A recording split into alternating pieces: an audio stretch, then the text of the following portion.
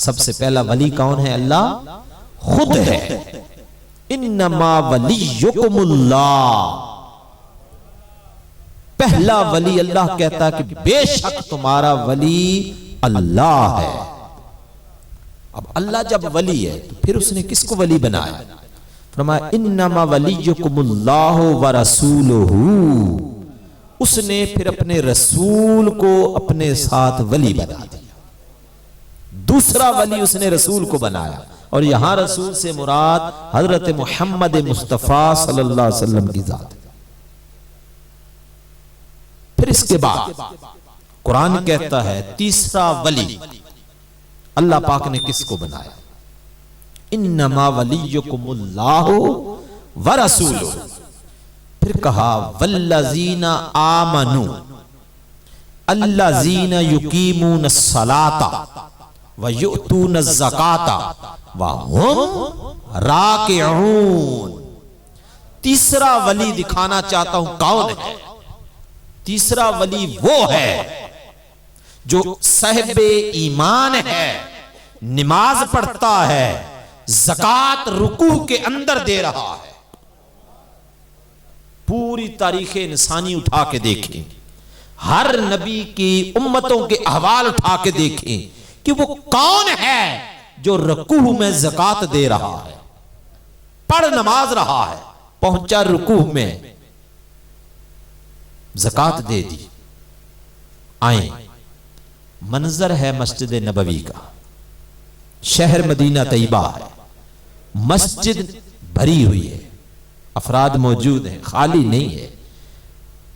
مسجد میں لوگوں کو دیکھ کر اللہ کا ایک منگتا سائل غریب آدمی مسجد کے دروازے پہ کھڑا ہو کے مسجد کی طرف منہ کر کے، نمازیوں کی طرف منہ کر کے اللہ کے نام پہ مانگتا، اللہ کے نام پہ صدا بلند کرتا ہے کہ میں غریب ہوں، مسکین ہوں، فقیر ہوں، طلبگار ہوں، مانگتا ہوں اللہ کے نام پہ کچھ دے دو، اللہ کے نام پہ کچھ دے دو۔ مسجد میں کوئی بندہ اسے کچھ نہیں دے رہا، ایک شخص ہم دیکھتے ہیں مسجد میں کہ نماز پڑھ رہا ہے، باقی اس کی طرف کوئی دیکھ رہے ہیں، کسی گردن موڑ کے پیچھے دیکھا، نماز میں نہیں تھے، ویسے مجلس میں بیٹھے۔ اس سائل نے دوبارہ صدا بلند کی، اللہ کے نام کا سوال ہے، میں غریب ہوں، فقیر ہوں، کچھ دے۔ سب خاموش، کوئی کچھ بھی نہیں دے رہا۔ اس نے تیسری بار صدا بلند کی۔ اب جب تیسری بار اس نے مانگا تو کس کے نام پہ مانگا؟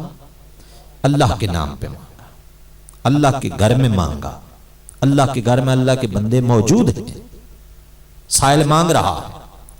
تیسری بار بھی اسے جب کچھ نہ ملا تو پتہ ہے کیا کرتا ہے سائل؟ اسی اللہ کو گلہ کرتا ہے کہ میں تیرے گھر آیا، تیرے دروازے پہ کھڑا، تیرے بندے اندر، میری کسی نے کوئی مدد نہیں کی۔ جب اس نے گلہ اس سے کیا، وہ جو نماز میں ہستی موجود تھی وہ اس وقت اللہ اکبر کہہ کے رکوع میں جا چکی ہے۔ رکوع میں جا کے جب اس نے دیکھا کہ وہ اس سے مخاطب ہو گیا، ادھر اپنی سونے کی انگوٹھی اتار رہا ہے نماز میں، ہستی نماز میں سونے کی انگوٹھی اتاری، اب انگوٹھی چاندی کی ہے وہ اتار دی، اور اتار کے اس سائل کی طرف بڑھا دی۔ وہ آگے بڑھا، رکوع میں ہے اللہ کا محبوب بندہ، سائل آگے بڑھا کہ انگوٹھی میری طرف بڑھا رہا ہے، اس نے بڑھ کے ہاتھ سے انگوٹھی لے لی، انگوٹھی لے کے وہ چل پڑا اور کہنے لگا مولا تیرے دروازے سے خالی نہیں گیا، کچھ مل گیا ہے، آئیں دیکھیں وہ نمازی کون جو رکوع میں جا کے بھی زکوٰۃ دیتا ہے۔ قانون کی ساری کتابیں دیکھیں، حدیث کی کتابیں دیکھیں، سیرت کی کتابیں دیکھیں، تاریخ کی کتابیں دیکھیں، صوفیاء اولیاء کی کتابیں دیکھیں، سارے کے سارے متفقہ کہتے ہیں اس نمازی کو علی کہتے ہیں، اس نمازی کا نام علی ہے۔ پہلے کیوں نہیں دیا؟ پہلی صدا ہوئی، دوسری ہوئی، تیسری ہوئی، نہیں دیا کیونکہ وہ اللہ کی نماز میں۔ اب کیوں انگوٹھی دے دی؟ اس لیے دے دی کہ آیا کس کے در پہ تھا؟ اللہ کے گھر پہ۔ دروازہ کس کا تھا؟ مسجد کا۔ تو مسجد کس کا گھر ہے؟ خدا کا گھر۔ مسجد کی ہم کیا کہتے ہیں؟ اللہ کا گھر ہے۔ آیا اللہ کے گھر میں تھا، اب جب خالی جائے گا تو اللہ کو وہ گلہ کر رہا ہے، تو یاد رکھ لیں گھر والا ہی عطا کرتا ہے۔ مولا علی علیہ السلام نے عطا کر کے بتا دیا تو ادھر گلہ نہ کر، لے جا۔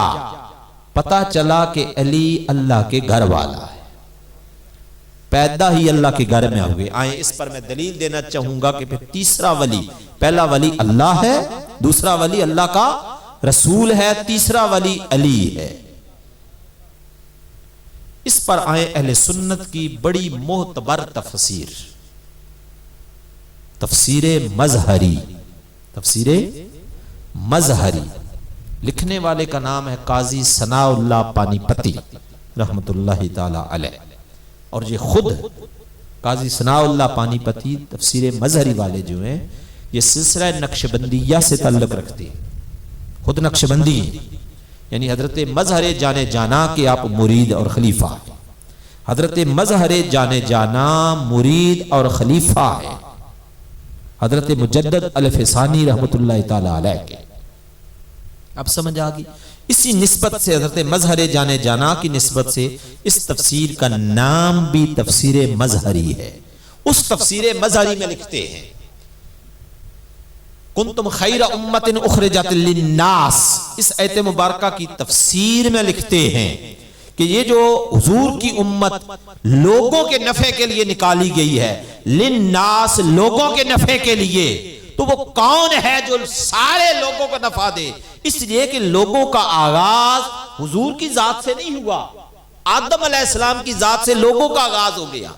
کنتم خیر امہ، اے حضور کی امت تم سب سے بہترین امت ہو۔ کیوں امت ہو؟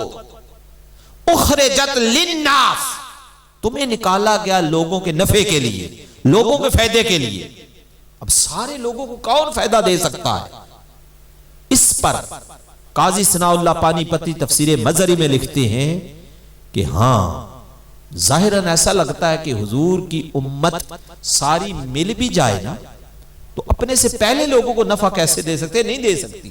لیکن آئیں آقا کی امت میں ایک ہستی جسے علی کہتے ہیں، وہ ایسے ہیں کہ آدم علیہ السلام سے لے کر قیامت تک جتنے بھی لوگ ہیں سب لوگوں کو ولایت کا فیضان علی المرتضیٰ نے تقسیم کیا ہے۔ ہر نبی میں امتی پیدا ہوئے اور ہر نبی کی امت میں ولی پیدا ہوئے، ہر ولی کو ولایت علی کے در سے تقسیم ہو رہی ہے۔ ابھی خود مولا علی تشریف نہیں لائے دنیا میں، آنے سے بھی پہلے جو ولایت تقسیم کرے اسے علی کہتے ہیں۔ پھر اس کے بعد ولایت کا آغاز جب علی المرتضیٰ شرع خدا سے ہو گئے، اب مولا علی دنیا میں ظاہر بھی ہو گئے، پہلے ولی۔ پھر اس کے بعد کیا ہوا؟ مولا کائنات کی شادی ہوگی سیدہ کائنات سلام اللہ علیہ سے۔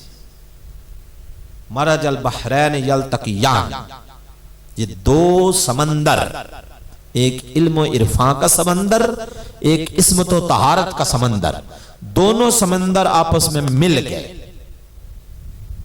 جب ملے تو حال کیا ہوا؟ اس سے پہلے ایک حدیث آپ کی خدمت میں عرض کرنا چاہوں گا، سنی تو ہوگی لیکن اس پر غور نہیں کیا ہوگا، توجہ نہیں ہوگی۔ سیدہ کائنات حضرت بی بی فاطمہ الزہرا سلام اللہ علیہ، آپ کے متعلق محدثین نے حدیثیں بھر دی کتب کہ جب بھی آپ حضور علیہ السلام کی بارگاہ میں تشریف لاتی تو پتہ ہے حال کیا ہوتا؟ اللہ کا محبوب جس نبی کے لیے اقصا میں سارے نبی کھڑے ہو گئے، قیام کیا، اٹھ بیٹھے، کھڑے ہو کے استقبال کیا، وہ نبی محمد صلی اللہ علیہ وسلم سیدہ کائنات تشریف لاتی تو کھڑے ہو جاتے، کھڑے ہو کے استقبال کرتے. ایسا نہیں کہ ایک بار کھڑے ہوئے، جب کبھی بھی حضرت بی بی فاطمہ الزہرا سلام اللہ علیہا آقا علیہ السلام کے پاس تشریف لاتی، حضور کے سامنے آتی، حضور علیہ السلام کھڑے ہو جاتے، استقبال میں کھڑے ہوتے، اٹھتے، آگے بڑھتے، ہاتھ پکڑتے، اس ہاتھ کو بوسہ دیتے، اس ہاتھ کو بوسہ دیتے، جہاں خود بیٹھے ہوتے وہاں بٹھا دیتے، اپنی نشست پہ بٹھاتے. اب یہاں آئے مسئلہ ہے، ممکن ہے یہ حدیث پہلے سنی ہے، بے شمار لوگ بارہا بیان کر چکے ہیں، لیکن جس طرح میں توجہ دلانا چاہتا ہوں ممکن ہے ادھر غور نہ کیا. سوال یہ ہے کہ آپ بیٹی سمجھ کے اٹھتے تھے؟ تھی تو بیٹی نا، کیا بیٹی سمجھ کے اٹھتے تو پھر تو بن گئی سنت. پھر ہر مسلمان کے لیے سنت ہے کہ بیٹی جب بھی آئے تو باپ کھڑا ہو جائے. پھر تو ہم سب کے لیے سنت بن گئی نا کہ حضور کی سنت ہے کہ بیٹی کے آنے پر کھڑے ہو جاؤ اور بیٹی کا ہاتھ چومو اور بیٹی کو اپنی جگہ بٹھاؤ. تو کیا سارے مسلمان اس سنت کو پورا کرتے ہیں؟ نہیں. اس کا مطلب ہے یہ سنت نہیں بنی. عمل نظر آ رہا ہے کہ آقا ہر دفعہ سیدہ کائنات کے لیے کھڑے ہوتے، اس کا مطلب ہے ہر باپ اپنی بیٹی کے لیے کھڑا ہو جائے، تو یہ سنت نہیں ہے. حالانکہ نظر آ رہا کہ آقا نے ایسا کیا تو آقا کا ہر عمل سنت بنتا ہے. سوال ہے یہ عمل سنت کیوں نہیں بنا؟ اس لیے کہ آئیں ہر بیٹی فاطمہ نہیں ہے، اس لیے سنت نہیں بنی. ہر بیٹی فاطمہ نہیں ہے. اب سوال یہ ہے کہ اگر سیدہ کائنات کے لیے اٹھتے ہیں تو پھر ان میں کوئی خاص بات کیا ہے جو آپ کی اور میری بیٹیوں میں نہیں ہے؟ بھئی تیرے گھر والی غلام فاطمہ تو ہو سکتی ہے، فاطمہ نہیں ہو سکتی. اب آقا کا اٹھنا ایک خاص معنی تھا. وہ معنی کیا تھا؟ کہ عصمت و طہارت کا ایک سمندر ہے جسے ہم سیدہ کائنات فاطمہ الزہرا کہتے ہیں. علم و عرفان کا ایک سمندر ہے جسے ہم علی المرتضی شیر خدا کہتے ہیں. یہ دو سمندر آپس میں ملتے ہیں. سیدہ کائنات جب بھی آتی آقا استقبال کرتے، حضور استقبال کر کے آقا علیہ السلام سیدہ کائنات کو اپنی نشست پہ بٹھاتے. ایک گویا اعلان تھا، لوگوں دیکھ لو یہ میری ذریت انا آتینا کل کوثر ہے. اس کوثر پر میں نے چند ایک جملے بدری کی محفل میں عرض کیے تھے. انا آتینا کل کوثر، اس کا پہلا آغاز اور نقطہ سیدہ کائنات ہے، ذریت محمد ہے، اور ذریت کا آغاز سیدہ کائنات سے ہوتا ہے کہ لوگوں دیکھ لو اس سیدہ کو میں نے اپنی نشست پہ بٹھا دیا. ایک اعلان تھا کہ علی آدم سے لے کے قیامت تک ولایت تقسیم کرنے والا ہے، اور آقا نے اپنی اولاد میں سیدہ فاطمہ الزہرا کو نشست پر بٹھا کر استقبال کر کے ایک اعلان کروا دیا، آج سے اس فاطمہ الزہرا کو ایک خاص منصب عطا ہو رہا ہے. اس منصب کو ہم صوفیاء کی ٹرمینالوجی میں، اصطلاحات صوفیاء میں کتب الارشاد کہتے ہیں. یاد رکھ رہے ہیں ہر زمانے میں 4 کتب ہوتے ہیں. کتنے کتب ہوتے ہیں؟ چھوٹے چھوٹے ولی بے شمار ہوتے ہیں. چھوٹے ولایت کی سب سے جو نچلی سیڑھی ہے، سب سے کم تر درجہ جو ہے وہ ہے کہ 40 مسلمان اگر کسی بھی نیک مجلس میں کسی نیک مقصد کے لیے اکٹھے ہو جائیں، جیسے آج ہم نیک مجلس میں بیٹھے ہیں، اگر تعداد 40 مسلمان ہو جائیں، پورے 40 ہو جائیں، وہ اللہ سے دعا کریں، ان 40 لوگوں میں کوئی ایک ایسا بندہ ہوتا ہے جس کی دعا اللہ تعالیٰ قبول کرتا کر لیتا ہے. یعنی سب سے کم تر درجہ یہ کہ مومن ایمان والے اکٹھے ہو کے دعا کریں، پھر یہ درجات بڑھتے رہتے ہیں۔ ہر علاقے میں اللہ کا ولی ہوتا ہے، اگر ہم تلاش نہیں کر سکتے الگ بات ہے، کسی نے بتایا ہی نہیں ہے کہ ولیوں کی نشانیاں کیا ہیں۔ ہم سمجھتے ہیں کہ خاص قسم کا جبہ پہنے ہو تو ولی ہے، ہم خاص شکل و صورت دیکھتے ہیں کہ وہ نظر آئے تو ولی ہے، داڑھی ہو، ٹوپی ہو، پگڑی ہو، جبہ کبا ہو، یا کوئی دربار ہو جہاں بیٹھا ہو، یا کوئی گندا مندا لتھڑا پتھڑا میلا کچیلا بندہ ہو تو شاید کسی کا تصور ہو وہ ولی ہوگا۔ نہیں، قرآن میں اور حدیث میں ولیوں کی نشانیاں موجود ہیں، اور ہر ولی اپنی علامات سے پہچانا جاتا ہے، اپنی عادات و اطوار سے پہچانا جاتا ہے۔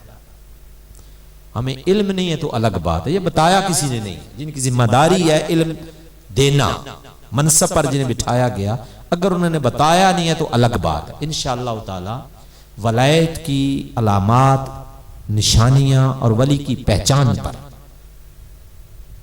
ضرور میں خطاب کروں گا، اور ہر مجلس میں انشاءاللہ تعالی اسے بتایا جائے گا تاکہ لوگ نقل کو چھوڑ کر اصل کو تلاش کریں۔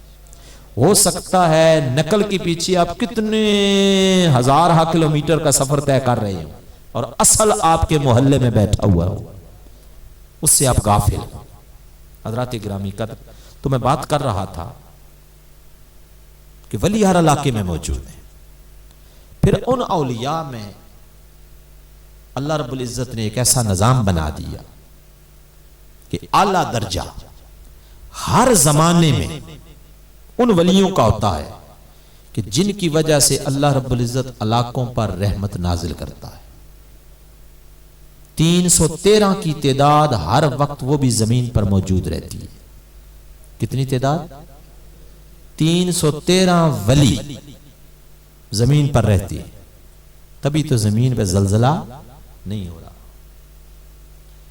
پھر ان 313 میں سے اللہ کے چنے ہوئے کچھ اور ولی ہوتے ہیں جن کو ہم ابدال کہتے ہیں۔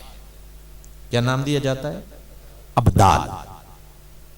ان کی تعداد ہر وقت قیامت تک کوئی زمانہ ان سے خالی نہیں ہوگا، ان کی ٹوٹل تعداد رہتی ہے زمین پر 40 افراد۔ ان 313 میں سے پھر اللہ رب العزت 40 کو منتخب کرتا ہے، انہیں ابدال کہا جاتا ہے۔ وہ اس زمین پر اللہ کا نظام چلا رہی ہے، ہر زمانے میں موجود ہیں۔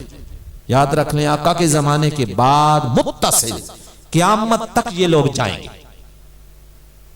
ممکن ہے کسی جاہل نے آپ کو یہ کہا ہو کہ ولیوں کا زمانہ ختم ہو گیا، وہ لوگ چلے گئے، نہیں، وہ آج بھی ہیں، ہماری نظر انہیں تک نہیں رہی۔ ہم نے قرآن سے پوچھا نہیں، قرآن تو بتا کہ وہ ولی کون ہے، تو قرآن بتا دیتا، بتا رہا ہے۔ پھر ان 40 میں سے حضرات گرامی قدر پھر اسپیشلسٹ اللہ رب العزت 4 کتب بناتا ہے۔ کتنے کتب؟ ان میں سے 4 پھر منتخب کر دیتا ہے جنہیں کتب کہا جاتا ہے۔ ان 4 میں سے اللہ رب العزت پھر ایک کتب الارشاد بناتا ہے، یا کتب اکبر جسے کہتے ہیں، کتب اکبر یا کتب الارشاد یا کتب الاقطاب، یہ اس کا ٹائٹل ہے۔ پھر وہ ایک ہوتا ہے، اور وہ جو کتب الارشاد ہے یا کتب الاقطاب ہے یا کتب اکبر ہے، وہ کتب اکبر اللہ رب العزت نے ہر زمانے میں سیدہ کائنات حضرت بی بی فاطمہ الزہرا کی اولاد میں رکھا، یا وہ حسنی ہوگا یا حسینی ہوگا، یا وہ حسنی ہوگا یا یہ آقا علیہ السلام اپنی نشست پر بی بی فاطمہ الزہرا کو کھڑے ہو کر استقبال کر کے اپنی نشست پر بٹھا کر ان کے کتب الارشاد ہونے کا اعلان کر رہے تھے۔ وہ کتب الارشاد تھی، کتب اکبر تھی، کتب الاقطاب تھی۔ اب بی بی فاطمہ الزہرا اور مولا علی کے دونوں سمندر آپس میں مل گئے، ایک وہ ولی ہے جو آدم علیہ السلام سے بھی ولایت تقسیم کرتا چلا آ رہا ہے، ہر ولی کو ولایت دیتا چلا آ رہا ہے، اور ایک یہ سیدہ کائنات ہے جو قطب الارشاد کے اعلیٰ ترین منصب پر فائز ہوگی۔ اب جب یہ دونوں آپس میں مرج البحرین یلتقیان بینہما برزخ لا یبغیان مل گئی تو یہ ولایت کی ایک فیکٹری بن گئی، ولایت تقسیم کرنے کی ایک بنانے کی، ولی بنانے کی، ان کا گھر ایک فیکٹری بن گیا جہاں سے ولی بنتے ہیں۔ اس کے بعد امام حسن علیہ السلام کو ذمہ داری دی گئی، وہ جسے چاہیں ولی بناتے پھرے۔ امام حسن کے بعد امام حسین کے کندھوں پر وہ ذمہ داری آئی، جسے چاہیں بناتے پھرے۔ اس لیے آپ نے دیکھا ہوگا ایک لمحے کی دیر لگائی، اس کیمپ میں کھڑا بندہ تھا، ادھر آیا، کہا جا تو دنیا اور آخرت میں ہو رہے ہے، اور بنا دیا۔ پھر امام حسین علیہ السلام کے بعد امام زین العابدین اس منصب پر فائز ہوئے، امام زین العابدین کے بعد امام محمد باقر، پھر امام جعفر الصادق، پھر امام موسیٰ الکاظم، پھر امام محمد علی رضا، پھر امام محمد تقی، پھر امام علی نقی، پھر امام حسن عسکری۔ جب امام حسن عسکری تک بات پہنچی تو آپ نے کہا اب میرے بعد امام مہدی علیہ السلام قرب قیامت میں آئیں گے، گھر والوں کو کہہ دیا اب اس منصب کو سنبھال کے رکھو، 5ویں صدی میں ایک ہمارا بیٹا پیدا ہوگا جس کا نام عبد القادر جیلانی ہوگا، یہ پگ، یہ دستار، یہ جبہ، یہ کبہ سارا اس کے سپرد کر دیا جائے، پھر عبد القادر جیلانی قیامت تک امام مہدی تک جس کو چاہیں یہ قطب الارشاد کا منصب عطا کرتے چلے جائیں۔ حضرات گرامی قدر، پھر آخر میں آئیں گے امام محمد المہدی علیہ السلام۔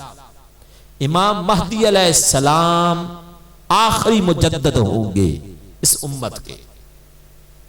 اس طرح ولایت دنیا میں آئی اور تقسیم ہوتی چلی گئی۔ اب آئیں قرآن مجید ان کے بارے میں ارشاد فرماتا ہے کہ ان اللہ اشتری من المؤمنین انفسهم واموالهم بان لهم الجنہ۔ یہ قیامت تک مومنوں کے بارے میں ہے، ایسا نہیں ہے کہ محدود ہے، لیکن پہلے مصداق کون بنے؟ اب قرآن کہتا ہے بے شک اللہ نے اپنی جنت کو مال اور اولاد کے بدلے میں بیچ دیا، اللہ نے اپنی جنت کو بیچ دیا۔ اب بتائیں جو بندہ بیچ ڈالے کسی بھی چیز کو، کیا وہ خود اس کا مالک رہتا ہے؟ اللہ جنت کا خالق ہے، بنائی اس نے ہے۔ یاد رکھیں خالق اور مالک میں فرق ہے۔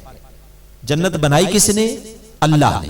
قرآن کہہ رہا ان اللہ اشتری من المؤمنین، بے شک اللہ مومنوں کے ہاتھوں اپنی جنت بیچ رہا ہے، بدلے میں اس نے کیا لیا؟ اموالہم، ان کے مال بھی لے لیے، وانفسہم، ان کی جانیں بھی لے لی، واولادہم، ان کی اولادیں بھی لے لی۔ ذرا غور تو کرے کون ہے جس نے اپنی جان بھی دے دی، اپنا مال بھی دے دیا، اپنی اولاد بھی دے دی، اور بدلے میں کیا لے لی؟ جنت۔ جب بدلے میں جنت لے لی تو جنت کا اسے مالک بنا دیا گیا۔ نگاہ اٹھائیں، سارے جانتے ہیں کہ کربلا کے میدان میں حسین پہنچے، خاندان رسول سارا ہے، تنہا حسین نہ تھے، بانجے بھی تھے، بھتیجے بھی تھے، بھائی بھی تھے، بیٹے بھی تھے، خاندان سارا تھا نا، سارا خاندان لے کے پہنچ گئے۔ باری تعالیٰ آ سودا کرتے ہیں، تو جنت کا مالک ہمیں بنا رہا ہے، لے تجھے مال بھی دیتے ہیں، جان بھی دیتے ہیں، اولاد بھی دیتے ہیں۔ 6 مہینے کا علی اصغر بھی دے دیا، 18 سال کا علی اکبر بھی دے دیا، 33 سال کے عباس علمبردار بھی دے دیے، قاسم بھی دے دیا، اون محمد بھی دے دیا، حتیٰ کہ اپنی جان بھی دے کے کہا اب بتا مالک کون ہے؟ کیا آپ اپنے آپ کو مومن کہیں گے؟ سوچے ان اللہ اشتری من المؤمنین، لفظ تو مومن آیا، بندہ کہے جی میں بھی کلمہ پڑھتا ہوں مومن ہو گیا۔ بندے ذرا سوچ کیا تو نے جان، مال، اولاد اللہ کو دی ہے، سودا کیا ہے، تو پھر بیچنا پڑے گا۔ نہ اولاد تو بیچ رہا ہے، نہ مال بیچ رہا ہے، نہ جان بیچ رہا ہے. جس نے بیچی ہے ادھر غور کر کیسے بیچا. سارا مال لٹا دیا، سارا گھرانہ قربان کر دیا، سر نیزوں پہ چڑھ گئے. اب انہیں رب نے بنا دیا مالک، اللہ نے انہیں جنت کا مالک بنا دیا. تو یاد رکھ لیں، جس جنت میں جانا چاہتا ہے تو مالکوں سے بنا کے رکھنی پڑتی ہے. آپ بغیر کسی وقفیت کے، تعارف کے کسی کے گھر میں داخل ہو سکتے ہیں؟ نہیں. زبردستی ہوں گے تو اگلا ڈنڈے مارے گا، دھکے دے گا، پرچہ کٹا کے بتائے گا کہ زبردستی آ گیا. نہیں، ملکیت آپ کی. جب تک آپ عدالت میں جا کے تحصیلدار، نیب تحصیلدار کے سامنے، ذمہ دار جو افسر ہے، مجاز افسر، اس کے سامنے بیان دے کے اپنی زمین دوسرے کے نام ٹرانسفر نہیں کرتے، انتقال نہیں کراتے، کوئی دوسرا بندہ مالک نہیں بن سکتا. زمیندار لوگ آپ جانتے ہیں اس بات کو کہ ملکیت کے لیے یہ سارا پروسیس کرنا پڑتا ہے. انہوں نے پروسیس کمپلیٹ کیا. اللہ پاک نے کہا جنت لے لے، انہوں نے کہا یہ اصغر لے جنت دے، یہ اکبر لے جنت دے. مالک بنا، مالک اس نے بنا دیا. اب وہ جنت کے مالک ہیں، جس کو چاہیں وہ جنت عطا کر دے، عطا ان کی. اور یاد رکھ لیں، جنت پاک جگہ ہے. جنت کیا ہے؟ ممکن ہے کوئی کہے جی نہیں دوسروں نے تو بیچا ہے، ہاں تو آئیں پھر بات کرتے ہیں. جنت پاک شے کا نام ہے. جنت ناپاک نہیں ہے، جنت پاک ہے. جنت کے درخت بھی پاک ہے، جنت کے پھل بھی، جنت کی نہریں بھی، جنت کی ساری زمین بھی پاک ہے. وہ کبھی ناپاک مالک اس کے بن نہیں سکتے.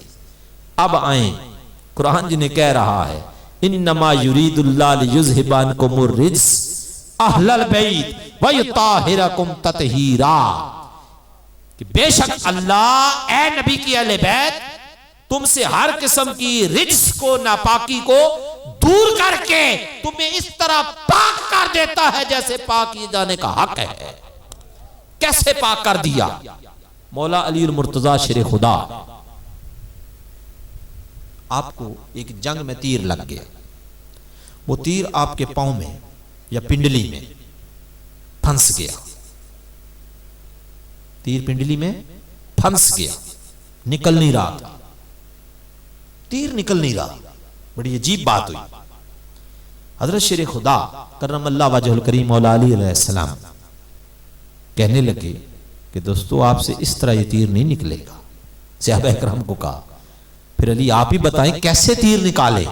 تیر پھنس گیا ہے، ٹوٹا ہوا بیچ میں پڑا ہے، نکل نہیں رہا. آپ نے کہا ٹھہرو، ابھی نماز کا وقت ہونے دو. علی اللہ کے حضور نماز کے لیے جب کھڑا ہوتا ہے جسم ڈھیلا پڑ جاتا ہے. مولا علی کا جسم نماز کی حالت میں ڈھیلا پڑ جاتا ہے. جب میرا جسم نماز میں ڈھیلا پڑ جائے اور میں خدا کی یاد میں مگن ہو جاؤں پھر تیر کھینچنا نکل جائے گا. مولا علی کھڑے ہوئے نماز میں، اللہ اکبر کہہ کے نماز میں چلے گئے. یہ وہ علی ہے جن کا پہلے میں ذکر کر چکا تھا، وَهُمْ رَاكِعُونَ الَّذِينَ يُقِيمُونَ الصَّلَاةَ وَيُؤْتُونَ الزَّكَاةَ وَهُمْ رَاكِعُونَ، جو رکوع میں بھی زکاتیں ادا کر رہے ہیں، دے رہے ہیں اللہ کی راہ میں. حضرات گرامی نماز میں کھڑے ہو گئے. اب صحابہ کرام موجود ہیں، تیر جنہیں نکالنا تھا ڈیوٹی پہ انتظار کر رہے ہیں. علی کی نماز شروع ہوگی، مصلی پہ کھڑے ہو گئے، اللہ اکبر کا تلاوت قرآن شروع ہوگی. انہوں نے آگے بڑھ کے پاؤں میں یا پنڈلی میں جہاں بھی تیر تھا اس تیر کو کھینچا. وہ تیر نکل گیا، خون نکلا، بہنے لگ گیا، مصلی بھر گیا خون سے. جتنی دیر میں انہوں نے پٹی کی اس خون کو روکا، کپڑا باندھا، وہ خون بہتا رہا. علی کی نماز بھی جاری ہے، خون بھی بہ رہا.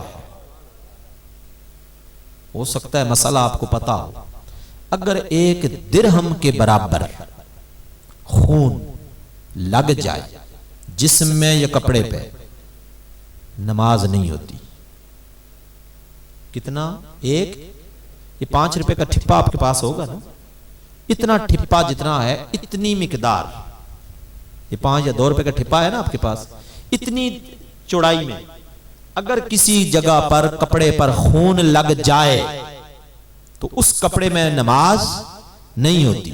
اتنا خون اگر بہہ جائے تو بہتے ہوئے خون سے سمجھ لیں ایک قطرہ بھی خون کا نکلے اور بہہ جائے ایک قطرہ، وضو ٹوٹ گیا، نماز نہیں ہوتی. سوال ہے یہ نماز کا مسئلہ مسلمہ ہے، کتب بھری پڑی ہیں، علی المرتضیٰ کی کیسے ہو گئی؟ خون تو نکل رہا ہے، تیر بھی نکالا گیا، خون نکلا، نہ وضو ٹوٹا نہ نماز ٹوٹی. کیوں؟ اس لیے کہ میرا اور تیرا خون ناپاک ہے، ان کا خون پاک ہے. فرق خون کا ہے. میرا اور تیرا جسم ناپاک تھا، خون ناپاک تھا، اس نے جسم کو بھی ناپاک کر دیا، کپڑے کو بھی ناپاک کر دیا، نکلا وہ بھی خون. یا تو کہیں وہ خون نہیں تھا. اب 2 ہی باتیں ہو سکتی ہیں کہ جو نکلا اندر سے وہ خون نہیں تھا. اگر خون تھا ماننا پڑے گا وہ پاک خون ہے، ہمارا ناپاک خون. اب آئیں سیدہ کائنات فاطمہ الزہرا سلام اللہ علیہ کو دیکھیں کہ جنت پاک، اس کے مالک بھی پاک. حضور کی پاکی پر کوئی شک کسی کو نہیں ہے. آقا علیہ السلام کے خون کا یہ حال کہ حضور علیہ السلام نے پچھنے لگوائے. حضور کا جو نائی تھا نا، حجامت کرنے والا، وہ آقا علیہ السلام کی بارگاہ میں حاضر ہوا. ابو حذیفہ حاضر ہوئے. آقا علیہ السلام نے کہا کہ پچھنے لگوا. اس نے پچھ لگائے، پیالے میں خون نکلا. وہ خون حضور فرماتے ہیں کہ جا کسی پاک جگہ پر جا کے انڈیلا. بہر نکلے، خوشبوؤں کے ہلے اٹھ رہے تھے اس خون سے. اب ہیں صحابی، جانتے ہیں یہ کیا چیز ہے، خود اپنے ہاتھوں سے نکالا تھا نا. بہر گئے، دیکھا میں کہاں گراؤں اسے کیوں؟ اتنی خوشبو پیاری آ رہی ہے اس کے اندر سے. منہ سے لگایا، چھینک لگائی، پی گئے. سارا نبی کا خون اپنے اندر. منہ صاف کیا، واپس آ گئے پیالہ دینے کے لیے. آقا علیہ السلام نے فرمایا لگتا یہ ہے کہ تو پی گیا. عرض کی ہاں یا رسول اللہ پی گیا.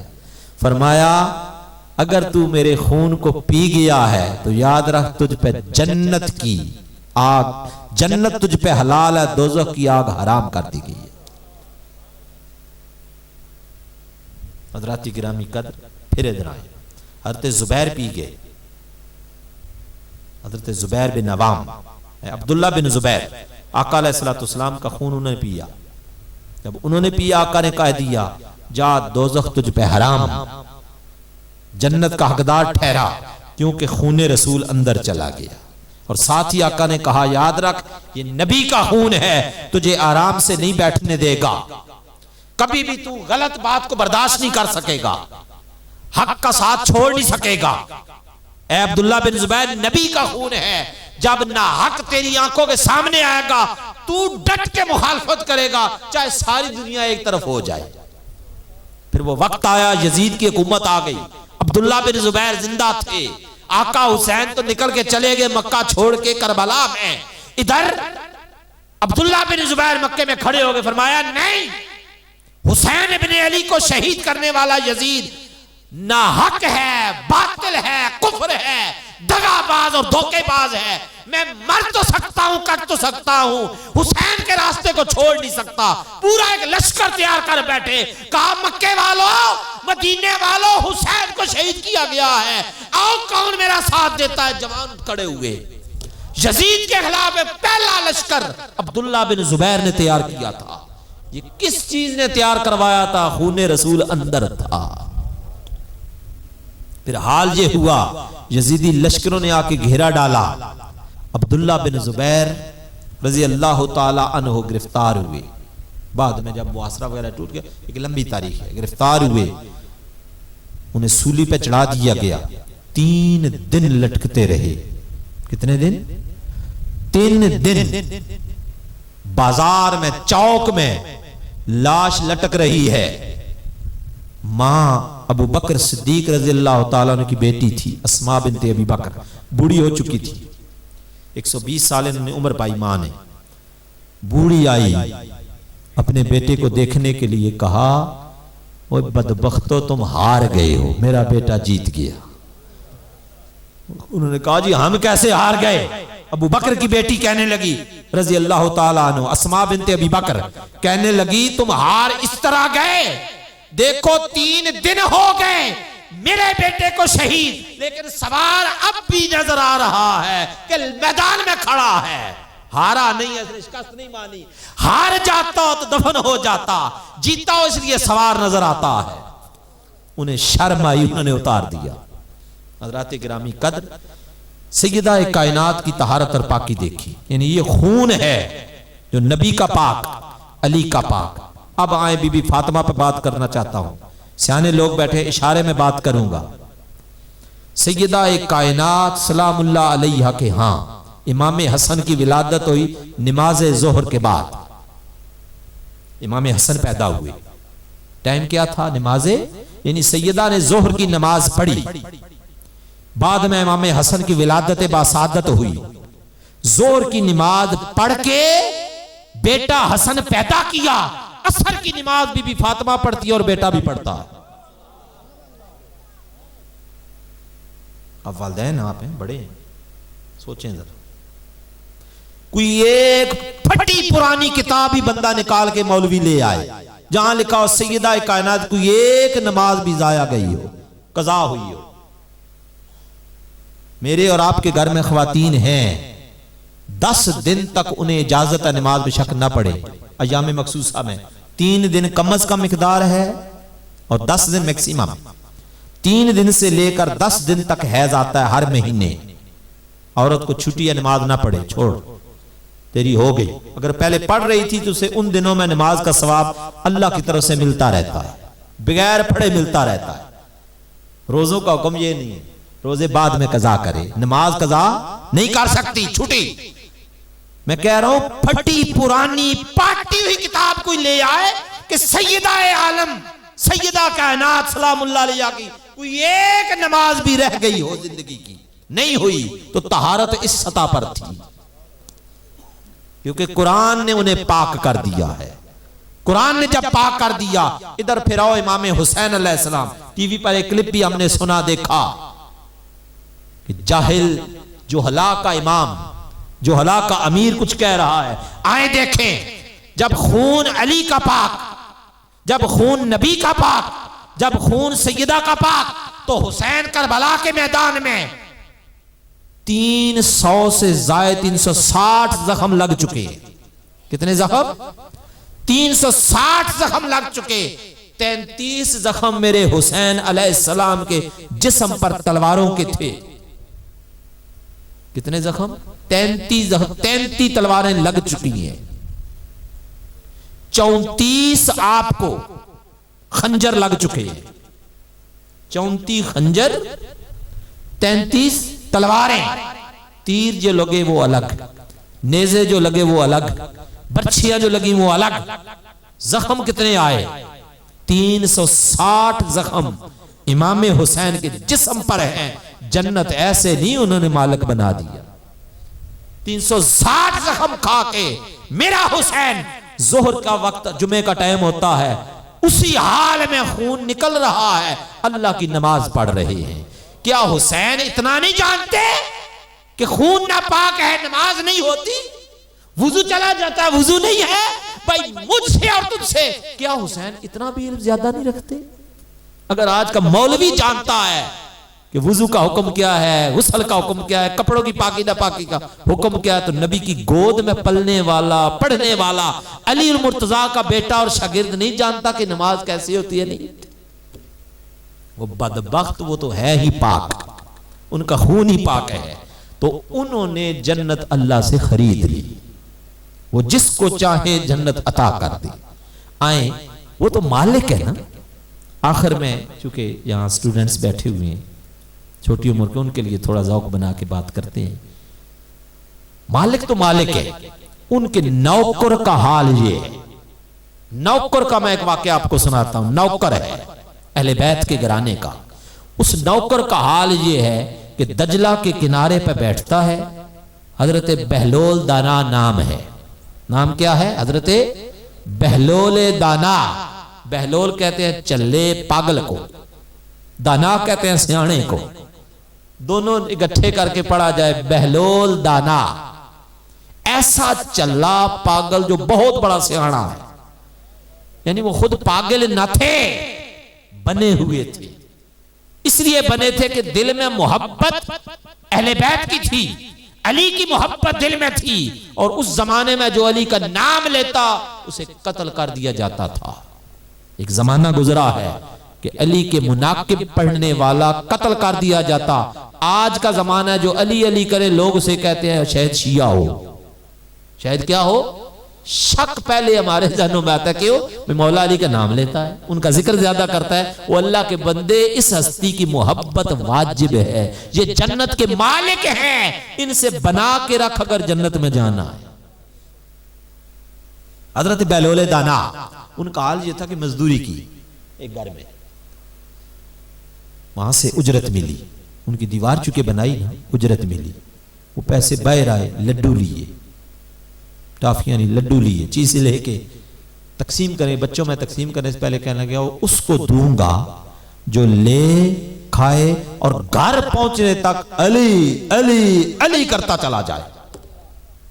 آپ نے ان بچوں کو دیے، بچے جس راستے جاتے اپنے گھر جانے تک علی علی علی علی کرتے گئے.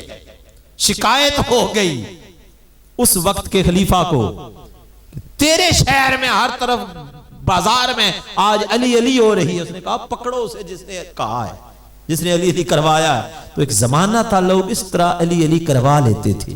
یہ پاگل تھا، اسے کون پکڑتا، کیا کرتا؟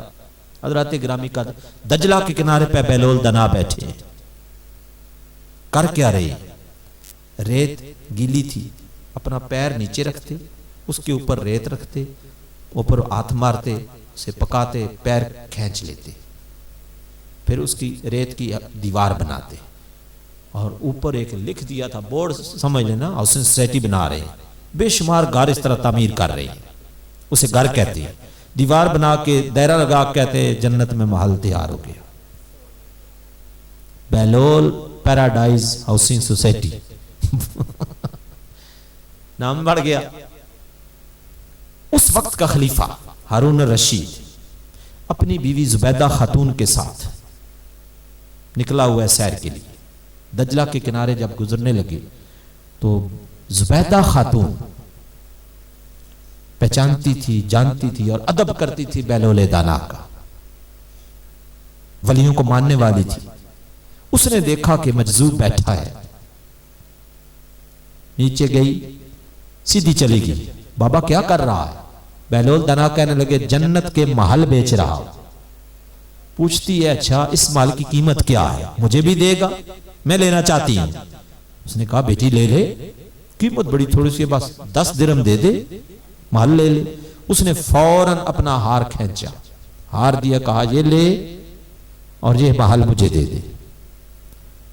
ہار لے کے سونے کا. بہلول دانا نے کیا کیا؟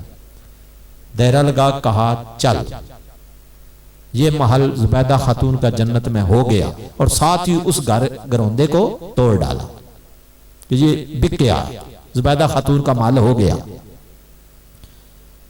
جب وہ جانے لگی تو آپ کے ہاتھ میں سونے کا ہار تھا، بہلول دانا نے وہ دریا دجلہ میں پھینک دیا. سونا انہوں نے کیا کرنا تھا، پھینک دیا. ہارون الرشید یہ منظر سارا دیکھ رہا.